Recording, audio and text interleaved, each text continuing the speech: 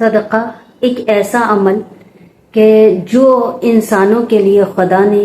میں کہوں گی کہ ایک رحمت جیسا بنا کر کے رکھا ہے کہ اگر آپ خدا کی راہ میں اس کی مخلوق کو کچھ دیتے ہیں تو وہ ایک چھوٹے سے عمل کو، آپ کے ایک چھوٹے سے تحفے کو اتنا بڑا کر کے اپنی بارگاہ میں قبول کرتا ہے کہ آپ دیکھیں کہ وہ آپ کے اس وقت جان مال عزت آبرو کی حفاظت کرتا ہے کہ جب آپ کے ساتھ کوئی بھی نہیں ہوتا، اس وقت خدا آپ کی حفاظت کرتا ہے۔ کس لیے حفاظت کرتا ہے؟ کیونکہ آپ نے کسی وقت میں جو نیکی کر کے آپ بھول بھی گئے ہیں، کسی کی مدد کی تھی، وہ آپ بھول سکتے ہیں پر خدا نہیں بھولتا ہے۔ کہتے ہیں کہ بنی اسرائیل کے وقت میں ایک شخص تھا کہ قحط پڑا، اور جب قحط پڑتا ہے آپ جانتے ہیں کہ سب کچھ کھانے پینے کی چیزیں تباہ اور برباد ہو گئی تھی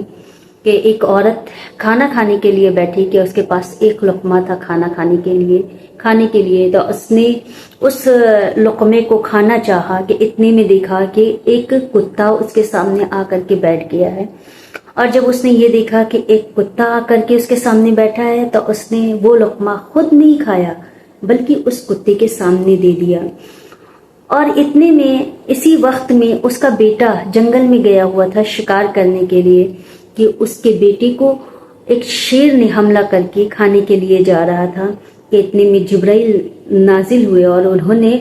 اس شیر سے اس کی اولاد کو بچایا، اور بچانے کے بعد اس بوڑھی عورت کے پاس لا کر کے دیا اور کہا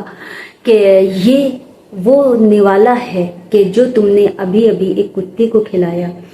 تو خدا نے اس کے بدلے میں تمہارے بچے کی جان بخش دی ہے۔ تو آپ دیکھیں کہ صدقہ، کسی کی مدد کرنا اس وقت آپ کو کام آتا ہے کہ جب کوئی بھی چیز آپ کا بے سہارا ہو، اس وقت غیب سے خدا آپ کی مدد کرتا ہے۔ تو ہمیشہ صدقہ ضرور دیا کریں۔ صدقہ دینے سے انسان کی بلائیں ٹلتی ہیں، اس کی پریشانیاں ختم ہوتی ہیں۔ تو کوئی بھی چھوٹا سا عمل چھوٹا سا نہ سمجھیں، کیونکہ وہ خدا کی بارگاہ میں بڑا ہو جاتا ہے، کیونکہ وہ خود بہت بڑا ہے۔ اگر آپ کو ویڈیو اچھی لگی ہو تو لائک کریں، شیئر کریں، سبسکرائب کریں۔